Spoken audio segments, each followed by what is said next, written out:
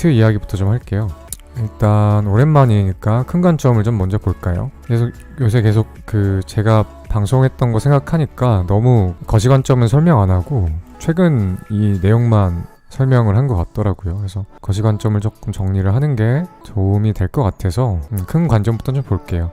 일단 비트코인 거래가 2011년도 정도부터 거래가 됐거든요. 태초에 비트코인이 생긴 건 2009년도 1월쯤일 거고 실제로 거래가 된 건 2011년도부터거든요. 그랬었을 때 2011년도부터 누구나 우리가 다 기억하고 있는 비트코인 최고점, 옛날 최고점 2017년 12월 달에 2만 달러, 하나로 한 2,800만 원 정도까지가 첫 번째 가장 큰 상승이 하나가 있었습니다. 그리고 나서 다들 아시겠지만 이렇게 큰 급락이 있었죠. 계속해서 1년 좀 넘도록 하락이 있었고 그 이후에 한 14,000달러 정도까지 2019년도 여름쯤 상승했다가 또 코로나 이슈 때 작년 3월쯤에 또 거의 쌍바닥, 더블바닥까지 이렇게 내려왔던 모습이 있죠. 그 뒤로는 줄곧 상승을 했습니다. 상승을 했는데 이거를 이제 파동 관점에서 보게 되면 2011년도부터 2017년도까지 큰 상승이 하나가 있었고 그 다음에 큰 대천 하락이 하나가 있었죠. 그래서 이거를 엘리어트 파동 이론상 큰 상승을 첫 번째 상승 파동으로 보고 있고 그 다음에 1년간 약 한 3,000달러대까지 빠졌던 거를 2파 조정 파동을 보고 있고 지금 이제 3파 진행 중에 있다라고 생각을 하시면 될 것 같아요. 상승 3파가 끝나면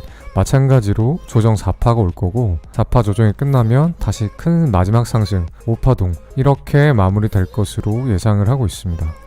이렇게 될 거 예상을 하고 있고 지금은 제가 봤었을 때 아직 메이저 3파가 안 끝났어요. 메이저 3파가 안 끝났고 메이저 3파의 3도 안 나온 것 같아요. 지금 엘리어트 파동 이론이라는 거는 다들 아시겠지만 5개의 주기로 상승과 하락을 반복한다는 아주 간단한 이론에서부터 조금 복잡한 이론까지 있는데 어쨌든 간단한 건 모든 상승은 5개의 파동의 모습을 그린다는 거거든요. 그렇게 봤었을 때 이때 1파가 있고 2파가 있고 지금 3파가 있고 4파가 나올 거고 5파 상승이 또 나올 가능성이 좀 이렇게 보이죠. 이렇게 그러면 3파 완성이 되고 그 다음에 조정파동이 있고 그 다음에 5파동이 나오지 않을까라고 생각을 하고 있습니다. 이렇게 파동 카운팅을 하고 있어요. 그래서 이 거시적인 관점에서 비트코인이 지금 어떤 위치에 있는지 여러분들이 아시면서 비트코인이 됐건 아니면 업비트에 있는 김치코인이 됐건 어떤 코인이 됐건 간에 지금 시장이 어느 위치를 향해 가고 있는가, 어느 레벨인가, 어느 단계인가 이걸 꼭 기억하시길 바랄게요. 조금 있으면 한 번 더 비트코인이 신고가를 갱신하게 된다라고 하면 이 3파가 완성되는 지점이 나올 거라고 저는 예상을 하고 이번에 신고가가 갱신되면 시장의 분위기가 엄청 좋지만 전 역으로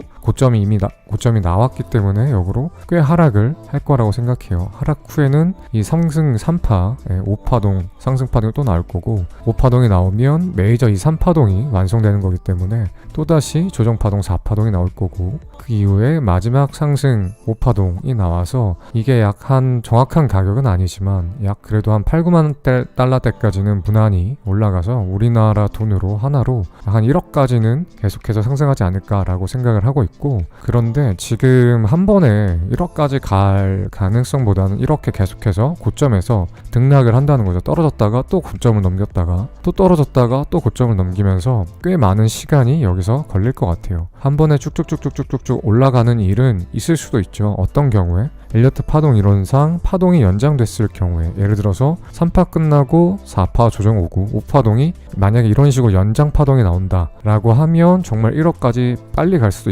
있으나 이미 3파동이 너무 크게 나와서 5파동이 연장될 확률은 그렇게 높지 않다. 연장이 안 되는 게 일반적인 경우고 가끔 엄청난 불장 때 연장이 되기도 하는데 연장이 될지 안 될지 여부는 이미 지금 단계에서는 알 수는 없고 요 파동이 나온 이후에 조정 이후에 또 다시 상승한다라고 하면 그 당시에 알 수 있는 거고 지금은 알 수 있는 방법이 없죠. 하지만 일반적으로는 연장 파동이 나오는 경우가 안 나오는 경우에 비해서 극히 드물기 때문에 일단은 이렇게 파동 형태를 생각하고 있고 그리고 지금 이 부분은 나중 이야기니까 여기라도 잘 집중해서 돈을 버는 거를 일단 생각을 하시면 좋을 것 같아요. 그렇게 봤었을 때 지금은 상승 3파동에 메이저 3파동에 또 하이 파동인 3파동이 3파동의 끝을 향해 달려가고 있다라고 저는 해석하고 있다는 것을 여러분들이 아시면 좋을 것 같아요. 그리고 그렇게 봤었을 때 지금 상승 3파의 3파동이 마무리되려는 거고, 전 마무리되는 것답게끔 여기가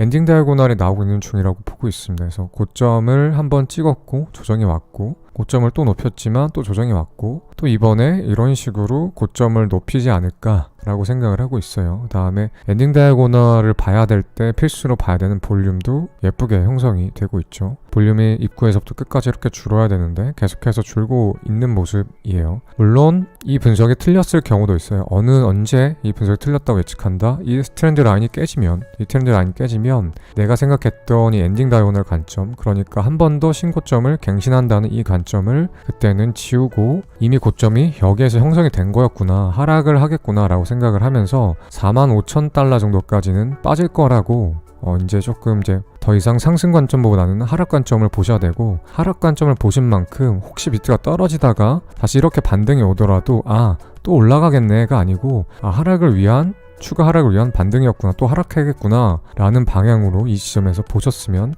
좋겠다는 생각이 들어요.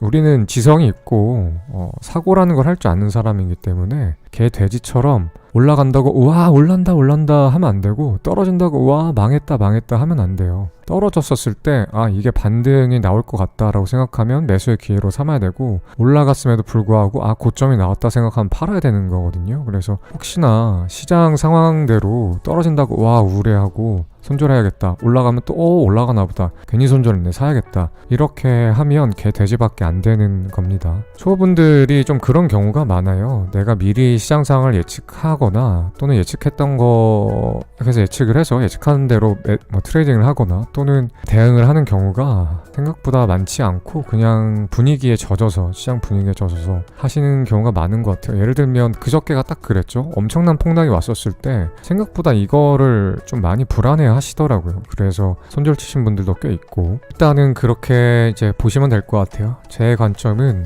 이렇게 엔딩 다이아고널에서 비트코인이 신고점이 갱신될 거라고 아직까지는 생각을 하고 있고, 이 분석이 틀렸을 가능성이 당연히 있지만 그 틀렸다는 건 언제 인정한다? 비트코인이 떨어지면서 이 트렌드 라인이 깨지면 관점이 틀렸다는 걸 인정하고 이제는 하락이구나 라고 생각을 하고, 혹시나 그 이후에 반등이 오더라도 하락을 위한 반등이니까 여기서 물량을 정리하는데 힘써야지, 계속해서 신규 매수를 들어가는 건 좀 위험하고 너무 아니라는 생각이다 라는 말씀을 드리고 싶어요. 반대로 예상대로 또 비트코인이 올라간다고 했었을 때 너무 신고점이 갱신되면 연이어 또 뉴스가 나오겠죠. 비트코인 1억 가나? 비트코인 8천만원 신고가 달성, 1억까지 2천만원 눈앞에 이런 뉴스들이 쏟아지고 시장 분위기가 엄청 좋을 거고, 그 다음에 업비트를 비롯해서 알트코인들이 엄청나게 올라갈 거거든요. 그랬었을 때 저는 이게 정리할 타임이라고 생각을 합니다. 개인적으로는 여기가 오면 제가 들고 있는 코인들을 상당수 정리를 할 거예요. 이미 저 사실 여기에서 50% 정도는 덜어냈죠. 그 다음에 여기만큼 올라가면 나머지 50%도 덜어낼 거예요. 그리고 그 다음에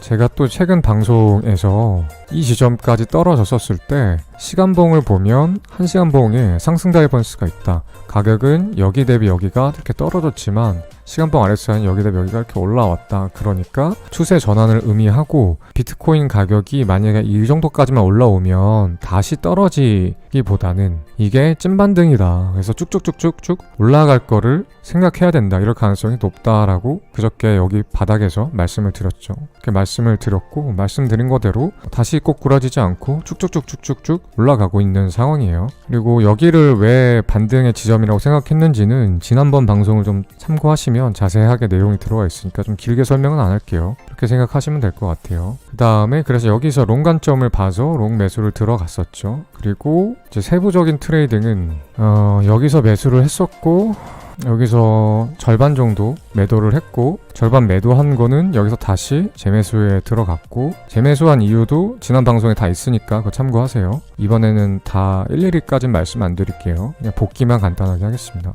매수했고, 절반 매도했고, 절반 매도한 거 여기서 재매수했고, 그 다음에 여기 올라왔었을 때 여긴가 기억이 안 나네. 여긴가 기억이 안 나네. 하여튼 이 즈음에서 또 절반 매도했고, 그 다음에 오늘 저녁에 아까 여기에서 또 절반 매도를 하고, 그 다음에 떨어지는 거 보고 15분봉 하락되면서 컨펌 나는 거 보고 여기에서 숏에 들어갔습니다. 그래서 매수하고 절반 매도하고 또 또 절반 매도한 것만큼 추가 매수하고 절반 매도하고 나머지 절반 매도한 다음에 숏 들어가 있어요. 그래서 지금은 제 계좌는 지갑 잔고는 약 한 16만 3천 달러 정도 됐고, 이게 1월 중순인가 말인가 시작했을 거거든요. 1만 달러로 시작해서 지금 약 한 16배, 그러니까 1500% 정도 수익을 냈고, 그 다음에 숏 포지션에 지금 20BTC 코인, 20비트코인만큼 숏 포지션에 들어가 있습니다. 제 숏 포지션에 들어간 근거를 좀 말씀을 드릴게요.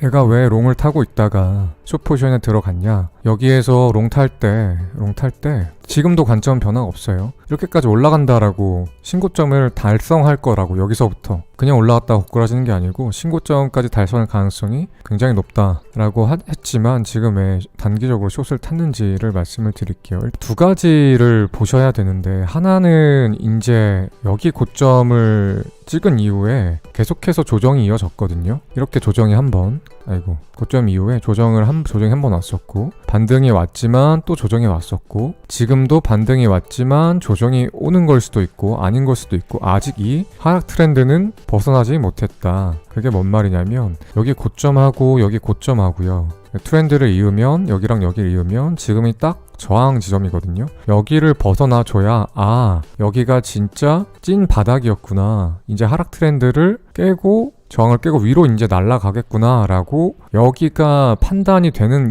그 지점이거든요. 아마 여기를 깨면요, 여기도 깨고 여기도 깨고 여기도 깨서 신고점이 열릴 거예요. 왜냐하면 이 지점이 의미하는 건 뭐냐면, 이 하락 조정이 끝났다. 만약 이렇지 않고 계속해서 이렇게 내려갈 수도 있겠죠. 이런 식으로 이러면 하락 추세에 있는 거고, 그렇지 않고 이 트렌드 라인을 깨면, 이 트렌드 라인은 또 재밌는 게 컨트롤 C, 컨트롤 V에서 어디다 대면 평행 채널이 되거든요. 그러니까 이게 하락 채널이에요. 이 하락 채널을 깨는지 안 깨는지 여부는 여거를 뚫는지 안 뚫는지에 달려있다 라고 보시면 되는데, 일단 그걸 인지하신 상태에서 보통은 바닥이 나오고 고점을 다시 깨러 가는 경우에 중요한 지점에서 한번 조정을 준 다음에 그 다음에 다시 트라이를 하는 경우가 훨씬 많아요. 그냥 떨어졌다가 이렇게 올라가는 경우는 거의 없어요. 여러분들 차트를 보셔도 아시겠지만 보세요. 여기가 저점이었죠.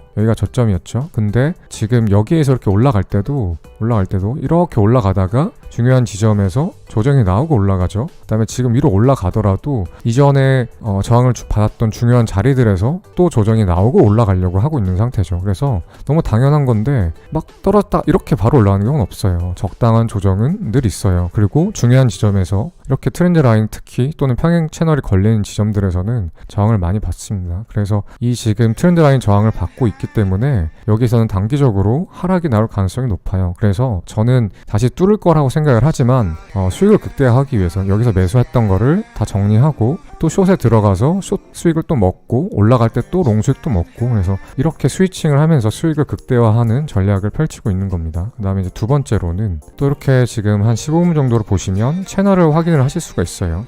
제가 늘 말씀드렸지만 영원히 지속되는 채널은 없어요. 이 채널은 언젠가는 깨지게 되는데, 보통 채널이 형성되면 채널 방향으로 깨지는 경우는 별로 없고, 대부분은 채널을 타고 가다가 채널을 깨는 방향으로 추세가 바뀝니다. 대부분이 그래요. 그렇게 봤었을 때 이 채널도 이 상승 트렌드 라인을 깨기 전에 언젠가는 한번 깨져서 내려왔다가 다시 새로운 채널을 그리면서 올라갈 거거든요. 그렇게 봤었을 때 그러면 이 채널이 깨지면 깨질 텐데 언제 깨지냐? 보통은 채널 끝에서 이렇게 하락 다이버런스라는 게 생기고 채널을 이탈해요. 하락으로. 여기 보시면 15분 보시면 고점이 올라갔는데 고점이 내려갔죠. 그러면 이런 곳들에서는 보통 조정이 나와서 채널을 이탈을 하고, 그 다음에 이전 매물대 구간들에서 지지를 받은 이후에 다시 올라가는 경우가 많습니다. 그렇게 생각을 해서 이 채널을 벗어나는 거, 그리고 이 하락 다이버런스 이런 것들을 보고 숏 포지션에 들어갔어요. 아무튼 그렇게 이제 매매를 할 거고, 근데 당연히 분석이 틀릴 수 있죠. 그래서 여기서 숏을 탔는데 이대로 그냥 만약에 오른다라고 하면 여기서 손절을 칠 거예요. 그래서 방송 시작하자마자 여기다가 역지정을 걸어놨습니다. 혹시나, 그리고 또 보이는 게 뭐가 있을까? 잠깐만요. 딱히 없어요. 만약에 이제 올라가게 되면 손절을 칠 거고, 근데 조정이 너무 없었어서 여기서도 아마 이제 롱은 안 탈 거고, 왜냐면 이미 롱은 놓쳤어요. 이미 놓쳤기 때문에 안 탈 거고, 한 번 더 숏을 봐보긴 할 것 같아요. 어떻게 되냐면 이렇게 한번 다이버런스, 그 다음에 이렇게 살짝만 고점 올리고 또 떨어지면 더블 다이버런스거든요. 이러면 진짜로 이때는 채널을 깰 거라, 혹시 더블 다이버런스가 나오면 이때 다시 손절 친 이후에 다시 숏을 들어갈 가능성이 있고, 그렇지 않고 쭉쭉쭉쭉 올라가주면 그러면 손절을 치고 관망만 해야겠죠. 그 다음에 다음 트레이딩은 아마 신고점을 올라오면 숏 관점 위주로 볼 것 같고, 그렇지 않고 만약에 예상대로 이렇게 떨어진다라고 하면 이 지점 어딘가 즈음에서, 또는 이 지점 어딘가 즈음에서 매물대가 여기에 하나가 있고 그다음 여기에 하나가 있죠. 그러니까 지지받을 자리라는 거예요. 여기 아니면 여긴가, 차트를 좀 분석을 해본 다음에 흘러가는 차트 모습을 보고 롱 포지션에 들어갈 거예요. 자, 분석은 여기까지 하면 충분히 된 것 같아요.